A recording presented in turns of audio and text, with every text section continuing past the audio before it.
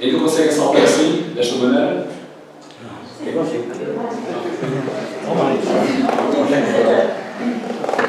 É uma imagem que vale por 1000 palavras. Uma criança a saltar à vontade numa praia, que vê-se concretamente que não é daqui de certeza absoluta, não tivesse aquele pontão, mas que demonstra um bocado da vitalidade e daquilo que nós representamos quando somos novos e que depois nos esquecemos quando crescemos, ou pelo menos perdemos alguma energia. E quando me convidaram para vir aqui à Escola de Leiria, onde já fui professor no Polo de Portimão, no curso de direção de liderança, de modelo de liderança de equipas, se não me engano, lá no Polo de Portimão, com muito orgulho, já sabia, pelo menos, o que é que eu queria ficar a dizer e particularmente a quem.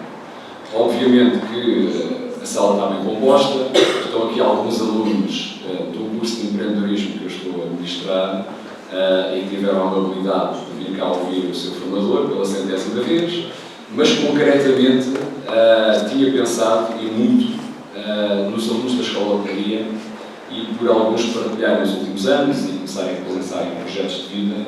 Essencialmente pensei nesta apresentação para lhes dizer algumas, 2 ou 3 coisas. Tentarei não ser muito fastidioso, não gosto de coisas muito secantes, peço desculpa da ligeireza da palavra, mas eu creio que as palestras são uma partida de ideias e, portanto, aquilo que eu vou dizer não representa a luz do mundo, não é assim que um formador ou um professor deve estar na vida, mas deve ser essencialmente de partilhas de ideias e essencialmente de desinstalar ideias, que é a página que eu tenho no Facebook e é para mim aquilo que me encanta enquanto formador e consultor de empresas.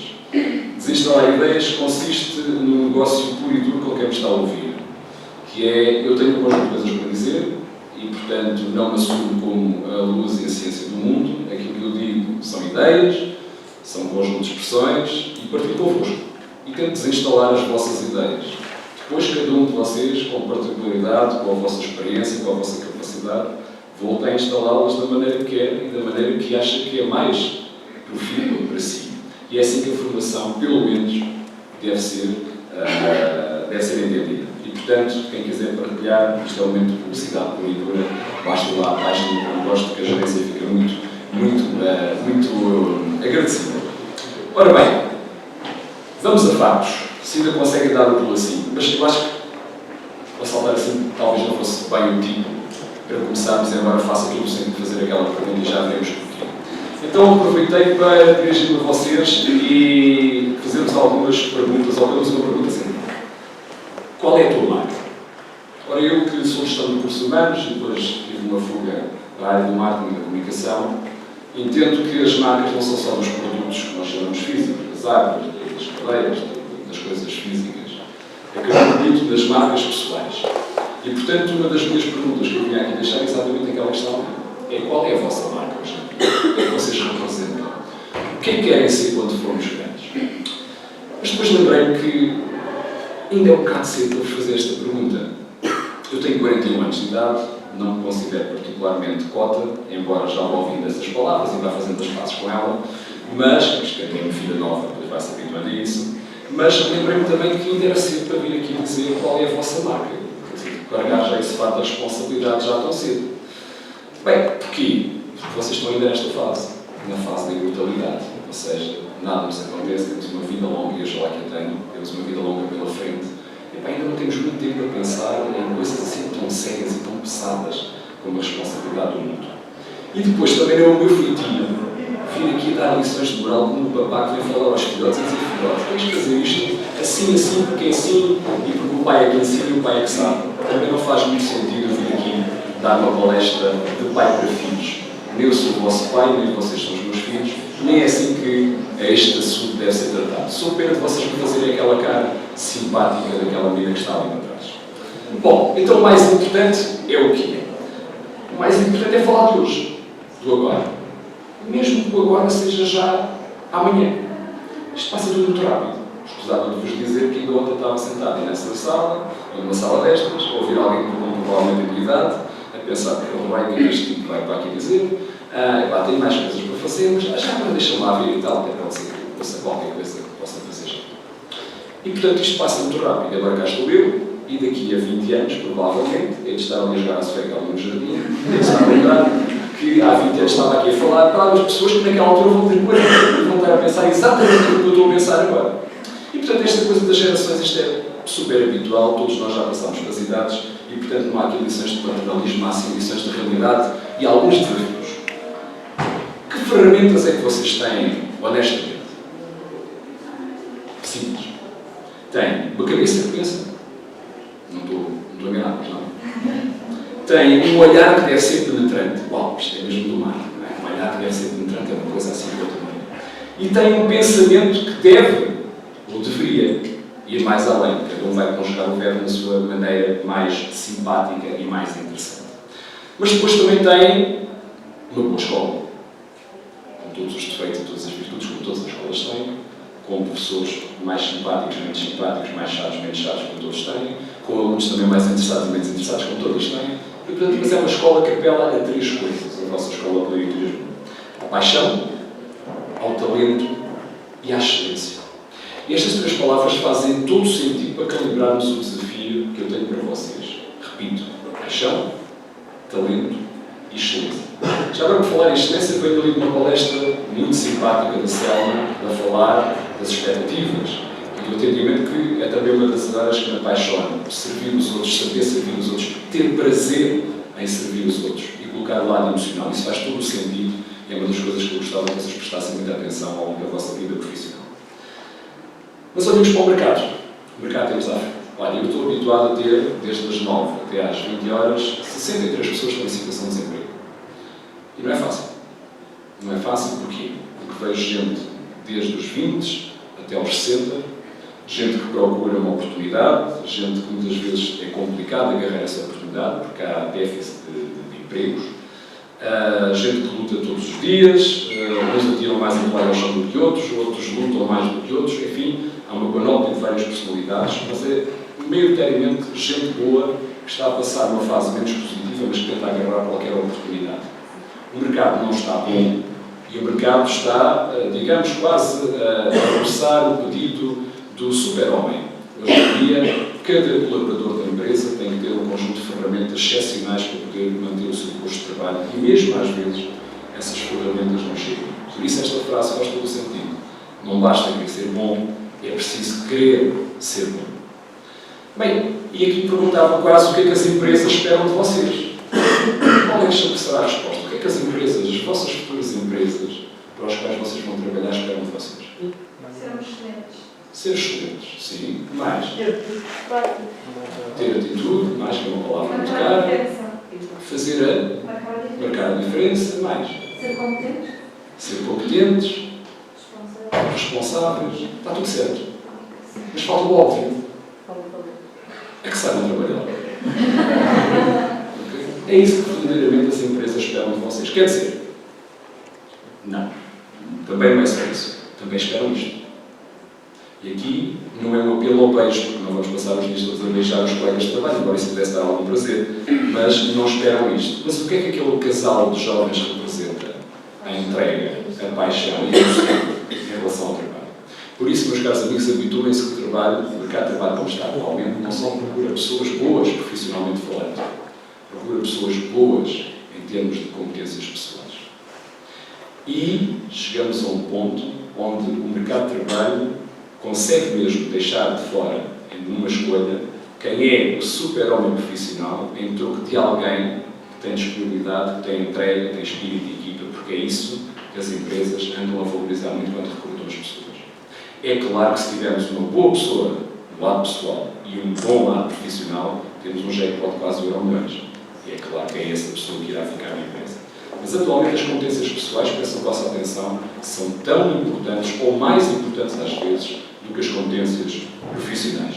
Por isso está aqui que a resposta não é assim tão simples daquilo que vos espera. O novo mercado de trabalho está assente em várias palavras. Primeiro, a flexibilidade. Vão ter que ser muito flexíveis. Isso é certo que a polivalência e a flexibilidade, por vezes, são palavras mal compreendidas entre todos nós e, por vezes, até se permitem alguns abusos das empresas que são condenáveis. Também temos a consciência disso. O que é certo é que o emprego para a vida, a comodidade do emprego para a vida, os dias da preguicita Nós todos temos, não é? Aquele dia que não apetece fazer nada, estamos ali, mexemos no arquivo, e depois tiramos a folha, e depois interessa estar a mexer, faz lá qualquer coisinha que é para reparar que tu estás a fazer algo. Põe lá a folha no mesmo sítio, e depois tira a caneta. Esses dias estão um bocado a extinguir-se. Porquê? Porque se nós não formos contentes, e agora vou dizer uma coisa nua, mas crua, se nós não formos contentes, há uma fila de 20 pessoas cá lá fora, à espera, para ter uma oportunidade de trabalho. E, portanto, nós temos mesmo que dar valor e temos que perceber que tem que haver uma certa dose de vontade, de disponibilidade para ultrapassar um bocado isto tudo. Por isso, meus caros amigos, a pergunta é um bocado esta. Que valor é que tu acrescentas? Não é todos. É o Joaquim, a Ana, o Paulo, a Mariana, o Carlos, o Joaquim. Que valor é que tu acrescentas para a organização? E essa pode muito bem ser uma resposta, pode ser uma pergunta para um entrevistador mais profundo quando está a candidatar alguém. O que é que tu acrescentas? Porquê que tu deves ficar com esta função e não os 500 que eu tenho lá fora? O que é que tu verdadeiramente interessa? O que é que te interessa esta função? O que é que tu vens aqui fazer? O que é que tu acrescentas aqui de valor? E aí muitas vezes, meus amigos, deixem-me dizer-vos que nós baralhamos um bocado. Porque temos aquela sensação de falar bem de nós ficar assim um bocado egocêntrico. Mas não. Se nós não falarmos bem de nós, ninguém vai falar por nós. Aliás, convém até não dar muito asas para os nossos familiares, os nossos amigos, às vezes são os piores a pintarem-nos a manta. Mas quem tem que falar bem de nós somos nós. E numa entrevista de emprego, obrigatoriamente, sem ser egocêntrico, sem ser exageradamente bem falante em termos de qualidades pessoais, eu vou ter que falar de mim e daquilo que eu acho que é o meu valor. E é isso que vai interessar, é isso que vai poder fazer a diferença quando depois estamos a fazer a seriação das pessoas. É isso que vai fazer a diferença. E tudo isto, cambalhotas em cambalhotas, para chegarmos à palavra empreendedorismo. E aqui colocamos todos em sentido. Empreendedorismo. A palavra mágica. Nós já estamos a acalmar um bocado da febre do empreendedorismo. A acalmar de uma febre que não foi positiva. E eu passo a explicar. Porque há uns tempos mandaram-nos ser empreendedores. Todos, sem exceção. É bom, já vou explicar porquê.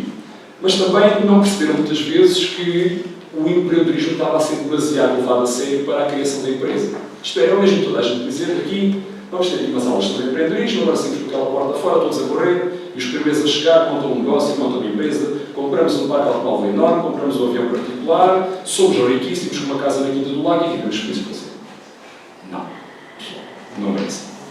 E esta febre, obviamente, teve um preço. Teve um preço porquê? Porque há gente que não está preparada para liderar empresas. Porque há gente que não nasceu para liderar empresas. E não tem mal ao mundo. Esta febre do empreendedorismo acalmou um bocado, e ainda bem, neste sentido da palavra, e veja-se o meu tema, porque, de facto, o empreendedorismo não se esgota só na parte de ser empresário. Até porque o empreendedorismo, uma palavra, como vocês veem ali atrás, é uma palavra que já está no vocabulário desde 1755. Naquela altura já se dizia que quem assumia riscos, quem fazia o investimento do seu próprio dinheiro, era um empreendedor. Está bem que depois, à volta de 1950, depois pelos anos 60 e 70, foram-se aprimorando os conceitos do empreendedorismo e apareceram mais conceitos. Mas a verdadeira essência do ser empreendedor, de fazer mais do que te compete, de ir mais além, de quebrar a parte criativa, é um termo bastante antigo.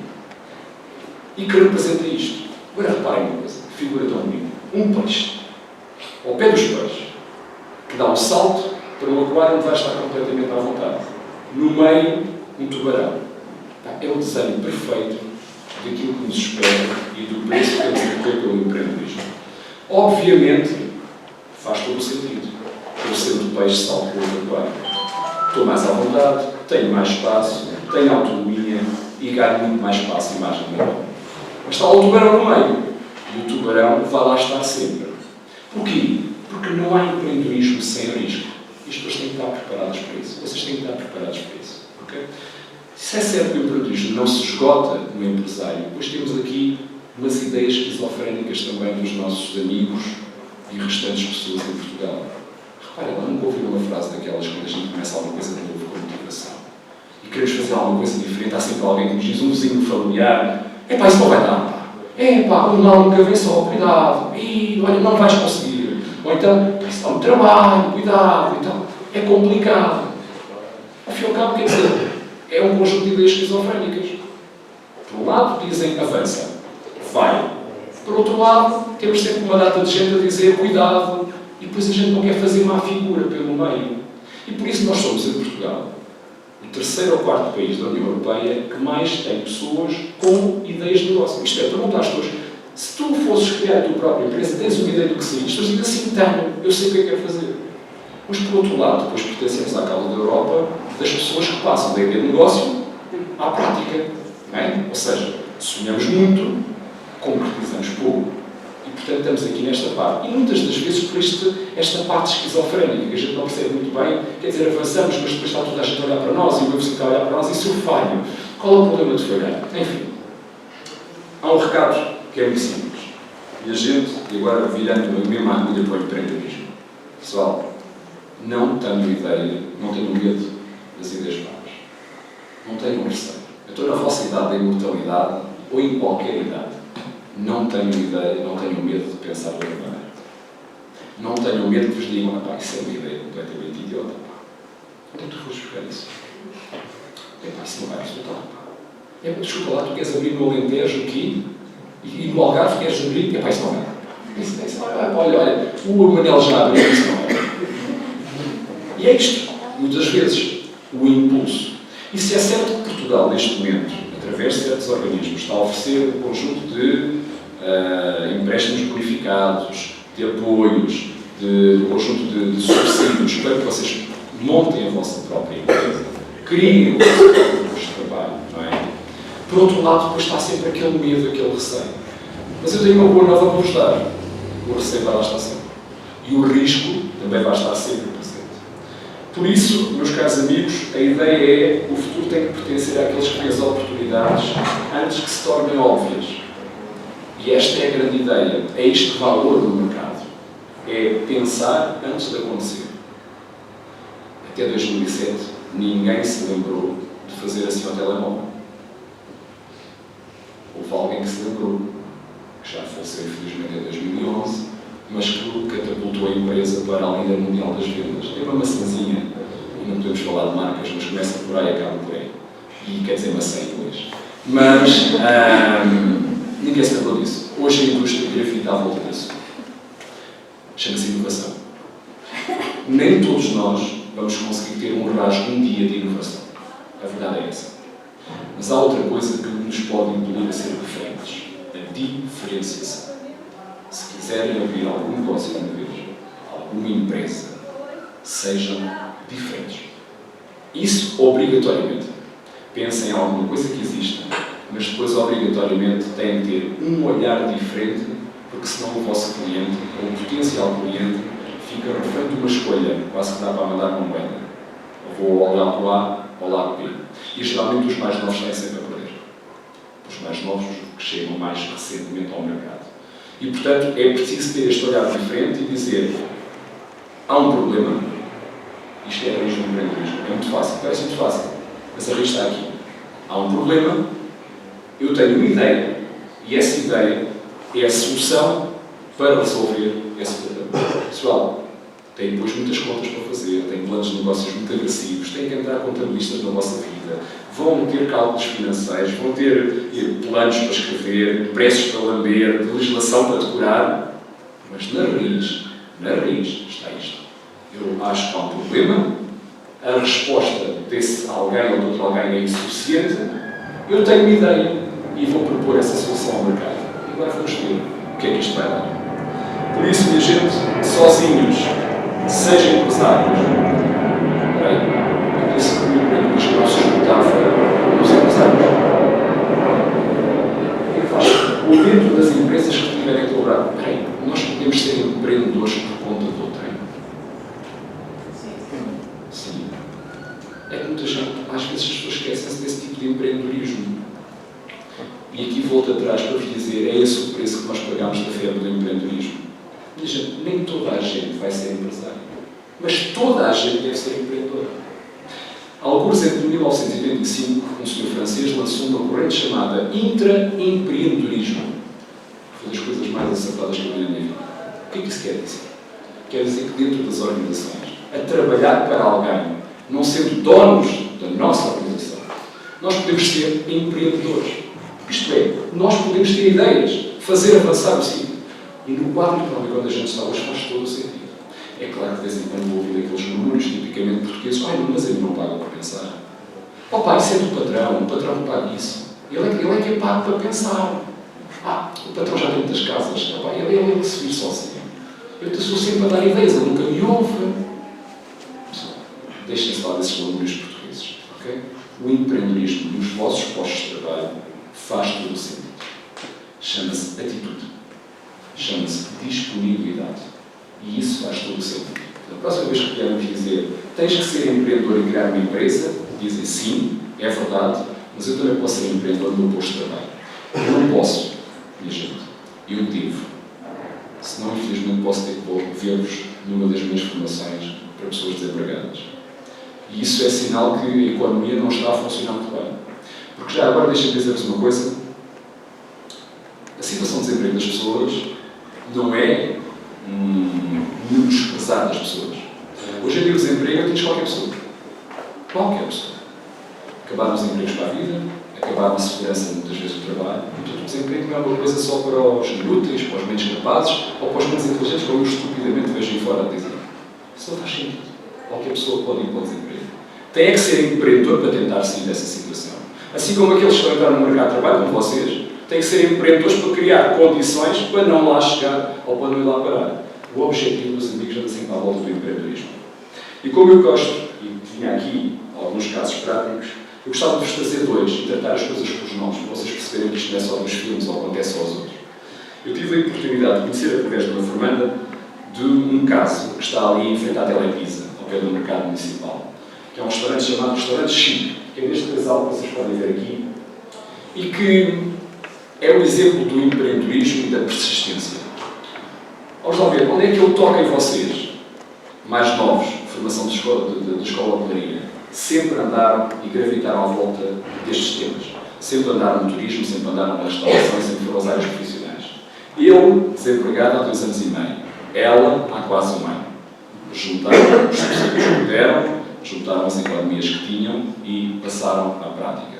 Portanto, minha gente, quando vierem dizer que isto são contos de fadas, digam assim: não, olha, eu conheço pelo menos um que eu ouvi e que é aqui de Faro e que é exatamente o contrário. São pessoas que passaram à prática daquilo que eu vos estou a dizer.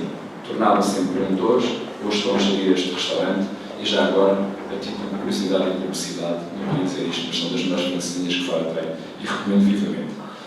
Mas também, não só, não escolhi trazer só este exemplo. Alguns no meio daquelas pessoas que estão lá atrás, da turma de empreendedorismo de Faro, saltou uma rapariga chamada Lídia e que, no próximo dia 14 de dezembro, vai abrir também um restaurante, aqui em Faro. E eu gostava de chamar a atenção, porque é a palavra muito cara, a diferenciação, e sem fazer daqui um momento de publicidade. Não sou agente do seu restaurante, mas gostava de dizer que teve um pensamento inteligente, esta visão estratégica. Ela pensou: quantos espaços de Faro é que tem um espaço para crianças? Sim, porque vocês ainda não notam isso, mas quando tiverem crianças, vão ver que o nosso radar muda um bocado, porque a gente tem que pensar onde é que vão os adultos e onde é que vamos pôr os pirralhos, para não chatear os adultos e para estarem eles ocupados, para estarem divertidos. E, portanto, temos que pensar numa data de coisas para além de onde é que a gente vai comer. Cá está.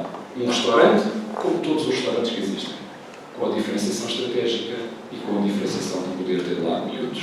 A APTI 14, pessoal, situação de desemprego, empreendedorismo e tornado realidade. Mas ainda vou um terceiro caso. A Sónia Peralta foi uma formanda minha que eu tive. E de conto-vos isto, atenção, eu não tive interferência em qualquer dos 3 casos, atenção. Mas gostava de partilhar. A Sónia Peralta é uma rapariga que está por aí alguns, lá mais para o fim, e que meteu na cabeça essa coisa de ser persistente e de ser chata. Chata no bom sentido da palavra. Agarrar ali até aquilo de se tornar gente. E queria fazer rotas. Chama-se Algarve Santurce. Pronto, já ouviram dizer que ela está por aí alguns. Também não sou agente dela, mas é também outro testemunho de uma pessoa que também deu o corpo às balas, candidatou-se, teve o orgulho de ver a sua candidatura aprovada e cá está mais um negócio. Pessoal, 3 casos de gente de carne e osso que existem.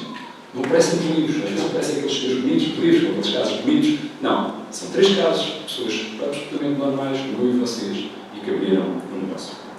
E sobre empreendedorismo vamos pôr em stand-by, porque acho agora o restaurante da vida chama-se Tícia. Faltava aqui isto. Vamos ao Algarve. A terra excelente, não é? E aqui começa a desenhar-se o desafio que tenho para vocês.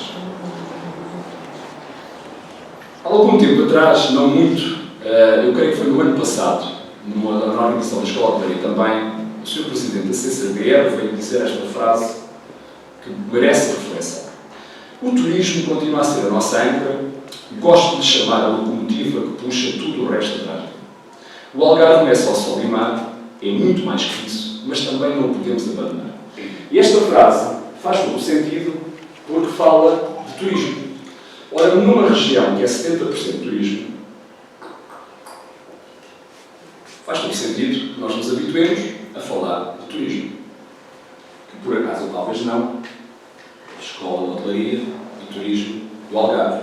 É uma palavra que vocês dominam e é uma área que ou vão abraçar ou pelo menos já tiveram uma boa referenciação teórica ou prática da mesma. Sol e praia. Sim, é isso pelo qual nós somos conhecidos. Mas será que é só por causa disso? Não. Perguntem lá às pessoas que vêm de fora. Elas vão dizer maioritariamente que sim. Embora nós teimosamente vamos dizer que não. E como vocês devem calcular, há aqui uma coisa difícil. Nós sabemos o que é que nós temos. Eles julgam que a gente anda a descansar na praia das 9 da manhã até às 8 da noite, julgam que nós somos uma cambada de mandriões que não fazemos nada e que, quando temos hipótese, vamos para a praia de manhã até à noite e até passar o dia. Não, no Algarve acontecem mais coisas. E o Algarve não se extingue em sol e praia. E se eu vos dissesse que existem 4 Algarves dentro do Algarve? Conseguiu identificá-los?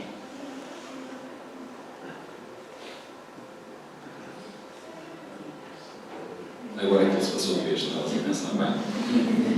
4 Algarves dentro do Algarve. Bem, então vamos lá ver uma coisa. Alcoutinho, Castro Marinho, Vila Real de Santo António, no Algarve. Será que esse Algarve tem alguma coisa a ver com o interior centro do Algarve? Não. Chama-se Algarve, também é interior de vez em quando, principalmente Alcoutinho, mas é diferente. Será que o interior do Algarve Central tem alguma coisa a ver com o litoral do Algarve? Não. É Algarve, mas as características também são diferentes. Será que Alcoutinho, Castro Maria e Vila Real de Santo António têm alguma coisa a ver com Algesur até ao de Seixa e Sagres? Não. É outra coisa. Uau! Acabamos de descobrir 4 Algarves dentro do Algarve. E ainda tive o atrevimento quase de pensar no 5º, porque o Barlavento é diferente do Sotavento. Muito, até pelas praias. Não é? Mas é muito diferente o Barlavento do Sotavento e acredito que eu sou profissional do Barlavento e portanto conheço bem tanto uma zona como a outra. E portanto há muitos Algarves. Só que há aqui um problema. As pessoas só conhecem Albufeira, na Quarteira, vão no Alvor e pronto. E acham que a gente pega os fotos já viu ali uns quantos exemplares e que tudo isto graças à volta de uma boa viela, de uma discoteca, de um bom bar e a comprar por sacado porque ao meio-dia entramos na praia para ficar que nem lagostas para ir para casa. Simples, se não fomos lagostas para casa não tivemos no Algarve. Mas, meus caros amigos, eu acho que comecem-se a desafiar as vossas provas. Não é só o Algarve da Sol e Praia. Atenção que não o queremos matar. O Algarve do Sol e Praia existe. E temos que o preservar. São 300 dias de sol. E 355 ou 66. Estou bissexto para o ano é bissexto. Já estava aqui com 10 dias ao ano. Mas pronto, são 300 dias de sol. É muito sol. A gente não pode matar. Mas temos outras coisas que é muito agradável. A paz, a estabilidade, felizmente. Apesar de estarmos numa falha sísmica, estamos calmos. É um dia destes, mas estamos calmos. Felizmente, beneficiamos disso tudo. Mas, se vocês querem encetar a vossa carreira, vamos começar a olhar para estes fatores críticos de sucesso, que vêm do plano estratégico do turismo do Algarve, feito pela RTA, portanto não está aqui invenção nenhuma. Eu gostava de chamar de todos estes que estão aqui a atenção para 4 deles.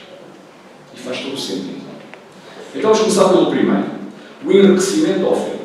Dizem eles que, e acho que todos nós estamos de acordo, é importante melhorar as experiências dos turistas, desenvolvendo novos produtos e valorizando os já existentes. Ora bem, isso tem que ser nota para vocês, quem está a começar nesta área. Este é o vosso ponto de partida. Mais massificação, não. Optem pela diversificação para coisas diferentes. Porquê? Porque quem é do marketing como eu adora este conceito que é o turismo das experiências. Minha gente, eu vou jantar a um restaurante, eu não vou pagar a comida que lá vou comer. Eu vou pagar a experiência que vou ter.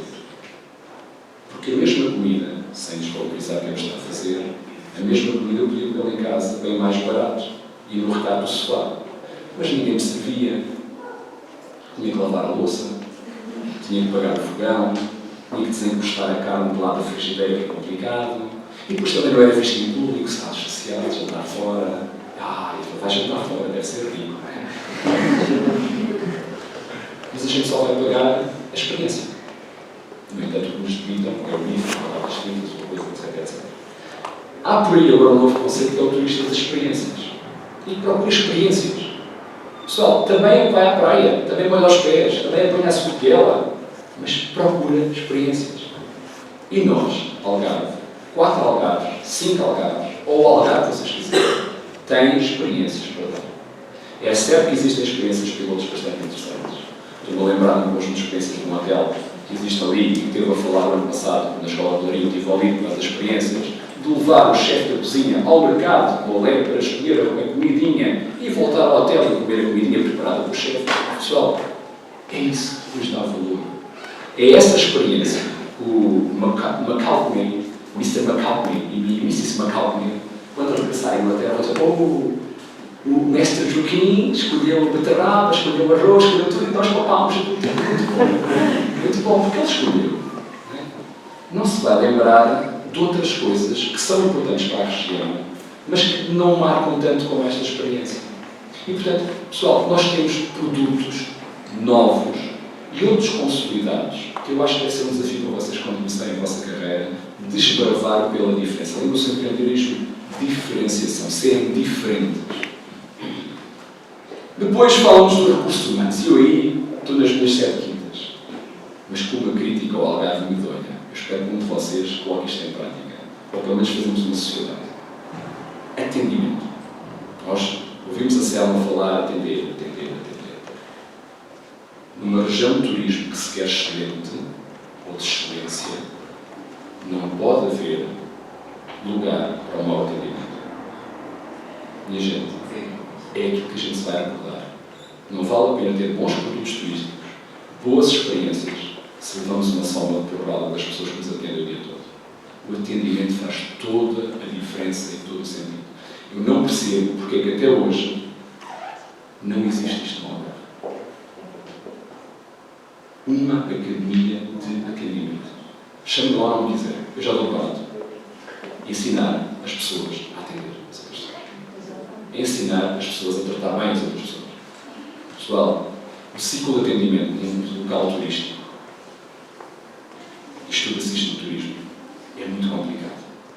Quando o Sr. Smith estiver a aterrar hoje, mais a Sra. Smith, para 7 dias aqui no Algarve, ele vai se cruzar com para aí 50 pessoas que vão atender durante essa semana.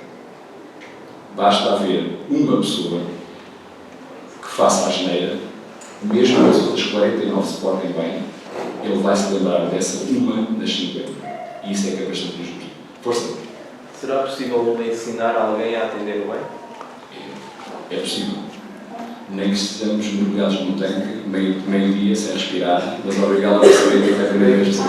Pelo menos na minha opinião, ou é algo que já vem de dentro da pessoa e vai fazer essa diferença que está a falar, ou então... Posso dar um exemplo mundano? Sim, sim. Se trabalhar por conta de outrem, vai atender, já vi que é uma pessoa bem educada e bem estruturada, quase de certeza, vai atender bem a pessoa, não é? Sim, claro. Se o negócio for seu, vai continuar com o mesmo comportamento ou não? Sim. Sim. Nós somos todos clientes, não E somos? já agora, trabalho por conta de outrem e faço isso. O meu patrão não é das pessoas mais simpáticas do mundo e mesmo assim eu faço isso por um perigo profissional. Exato. Isso as pessoas não percebem. Sim, sim. Mas agora há aqui um problema que nós temos no entendimento. Todos nós somos clientes, não somos? Todos nós sabemos o que é que gostamos e o que é que não gostamos, não sabemos. Então porquê é que fazemos mal aos outros? Quando se toca a atender. É a justificação. É isso que eu penso quando atendo as outras pessoas. Não há justificação. Podemos ensinar a pessoa a ser mais simpática, sorridente e eu tenho dúvidas. Uma pessoa que não sorri só pondo 2 pregos aqui para tentar, mas o sorriso não seria verdadeiro, seria um sorriso falso. Mas as qualidades pessoais têm que nascer com elas, é verdade, estou de acordo. Mas há um conjunto de coisas que se incomodam às empresas e temos que fazer ver aquela pessoa. Não pode, eu ouvi aquilo lá, e estou perfeitamente de acordo. Quando a pessoa volta e diz assim, eu gostei de ser aquilo por si, é a melhor medalha que nos podem dar. Eu sei, isso não enche o frigorífico, é verdade. Não, mas... Elogio, não põe a massa, Sim, o arroz em é. casa, mas há uma coisa que se chama brio. E a gente gosta de trabalhar com o nosso brio bem lá no alto. O ego tem que lá estar em cima. Quando o ego está cá em baixo, há pouca. Portanto, zona de excelência tem que ser atendimento de excelência. Não pode haver outra forma de dar isto. Depois vem uma das razões porque eu pensei que esta conversa podia fazer algum sentido. Eles dizem-nos, apelam-nos à união dos agentes do setor e apelam também a uma cultura de turismo. E é aqui, pessoal, que eu deixo concretamente a cada um de vocês, aos alunos e aos outros também. São vocês que têm que mudar isto. Os da minha idade não conseguiram, os mais velhos só fizeram porcaria. Epá, só me resta olhar para vocês, quase a suplicar que vocês possam inverter um bocado isto. Eu sou assinante desta revista, que é uma revista de marketing. E espumei de raiva quando vi esta capa. Espumei porque eu não vivo bem com a desgraça dos outros. É um sítio de Portugal, do meu país, e aqui eu desejo a melhor das sortes, porque devem-se afirmar. E houve uma pontinha de raiva e de inveja. Eu sei que inveja é feia, mas houve uma pontinha de inveja. Tourismo. Um hino à maneira como o Douro se está a organizar, enquanto região, enquanto conservação dos seus colegas, para toda a gente falar a mesma língua. Isto é, preservar o Douro, publicitar o Douro, fazer as pessoas irem ao Douro. As visitas à zona do Douro aumentaram 2 dígitos, minha gente. E agora pergunto, nós somos do Algarve, não somos? E por acaso, num dos pontos da reportagem, só para ficar ainda mais a espumar de raiva, aparece aqui uma coisa que parece uma boys band. Douro Boys. E o conceito que é levar a bola uma boys band para o Douro? Não. Os Douro Boys são uma coisa que nós já devíamos ter copiado há séculos e que não conseguimos. 5 agentes concorrentes entre si olharam uns para os outros e disseram o que é que nós podemos oferecer em conjunto com ganhos para cada um de nós. E juntaram-se os 5 à esquina a tocar o concertinho a dançar o solidário. E eu pergunto, e nós? 16 concertos. Cada qual na sua quinta. Cada qual com o seu equipamento. Porque se eu vou para o outro lado é feio. Se o outro tem uma coisa grande, também tem que ter uma coisa grande. Se o outro tem uma biblioteca com 2 andares, tem que ter uma com 3. Não é?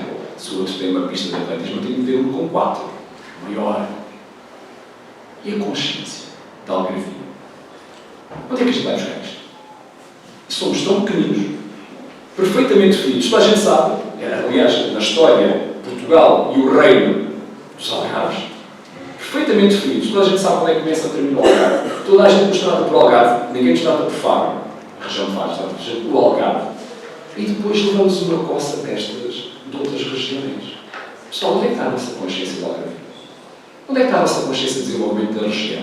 Ou só interessa desenvolver Faro? Ou só Albufeira? Porque a Albufeira tem que sair da Praia da Rocha. E a Praia da Rocha olha para a esquerda ver o que a Albufeira está a fazer. E se me leva lá a Anselmo Ralph, ou de volta em Carreira. E andamos nestas gingas junto. E estamos aqui a ver passar as pessoas. E por isso, de que é que adianta a RTA definir aqueles produtos estratégicos? Reparem, supostamente nós temos condições para fazer aquilo. E andamos a ver isto passar. Porquê? Porque não nos unimos. Porquê? Porque não há algarvismo. Oh, pessoal, vou ter uma prenda capa. Daqui a uns anos ponham algarvismo. Eu já vou ver o texto a dizer um conjunto de alunos da hotelaria, ouvi uma vez um tonto, lá numa palestra qualquer, às 15h30 da tarde e tal, que estava a ser uma seca do graças, mas depois disse, porquê é que a gente não pode ser algarvios? Em vez de então juntarmos todos e criarmos qualquer coisa de conjunto.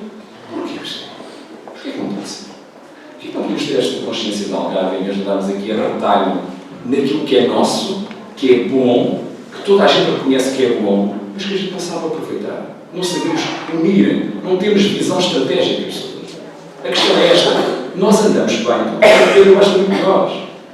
Percebem? O São Pedro gosta muito de nós. Nós temos um pacto com ele, casámos com ele há muito tempo. E ele gosta. Em vez de mandar uma chupada, mas agora já mandou umas chuvadas, infelizmente, estava um bocado distraído. Mas pronto, mas trata-nos bem, em termos de clima. Mas e um dia, se o sol e a praia se vão embora? 70% do turismo, fazemos o quê? E depois, às 80% de pessoas que estão ligadas direto ou indiretamente à indústria do turismo, fazemos o quê? Viramos para o quê? Para nada. Então, pessoal, ensinem-nos, vocês que são mais novos, já que estão a começar, já que estão com ideias frescas, ideias novas, ensinem-nos a pôr os players, os jogadores do turismo em sintonia. É isso que faz sentido para vocês, é começarem a ter parcerias. Não tenham medo desta palavra. E é este o desafio que eu tenho para vocês. Ok? Dei uma volta muito grande para ter este desafio sem ser vosso pai. Façam as coisas de forma diferente. Pá, deem lá a luz à lâmpada, tenham ideias, não tenham medo das ideias parvas, apostem em casos de sucesso, sejam vocês os casos de sucesso. E isto não é linga-linga nem conversa de tempo, quem vem dizer aqui, vamos lá, vamos embora, vamos mudar o mundo. A malta não vai mudar o mundo. Basta que vocês mudem só um bocadinho da rua lá da vossa parte e vocês vão ver que a cidade vai ficar um bocadinho mais interessante. 2 perguntas para terminar. Então agora, que marca é que nos queres deixar? Vemos daqui a 10 anos que eu venho aqui voltar a fazer a mesma pergunta.